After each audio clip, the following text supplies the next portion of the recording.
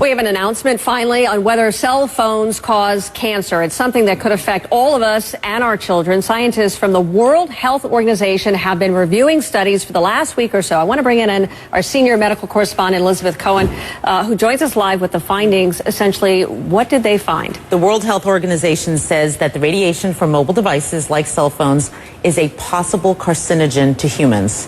This is a very big deal because you and I have done segments about this before. Sure. It has gone back and forth. And this is really the first time that a large group, and it doesn't get any more sort of prestigious in many ways than the WHO, to say that it's a possible carcinogen.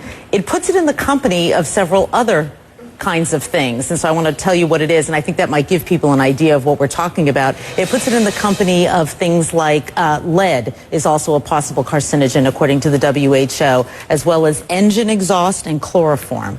So that sort of gives you an idea of the kind of risk that we're talking about here. I can't help but ask, I mean, should we be alarmed? Should we be freaking out over this information? You know what? I really hope that people who are listening to me are not freaked out.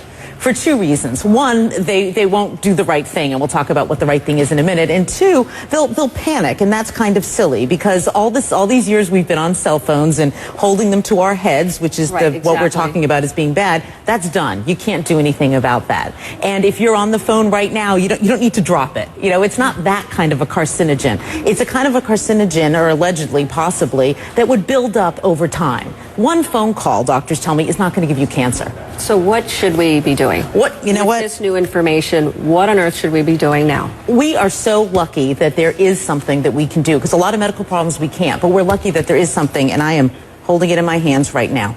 You use a device to keep that phone away from your head. Okay, I'm going to make it very simple. This is what experts that I talk to don't want you to do. This radiation is very close to your head. The minute that you put one of these in, you can hold the phone at a distance. At this distance, that radiation is dissipating.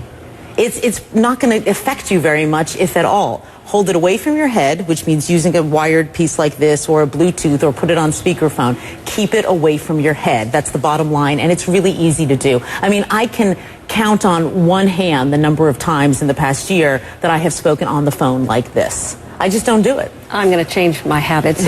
Do you have any idea, or did who say anything about whether or not it can be on your body, on your person, in a pocket, in a holster, or anything like that? Did they weigh in at all? WHO really focused on gliomas, which are brain tumors, because that's what a lot of the studies have been on. But Suzanne, I've certainly spoken to experts who say that they themselves do not carry it on their bodies, that they figure why take that risk if there is a risk, and so they will carry their phones in their purses or in a briefcase. You know, they'll try to keep it a bit of a distance away from their bodies, but the jury is still out on that. And what do you think cell phone companies are going to do? How do they respond to this? Is there a way that they can manufacture a safer phone, or?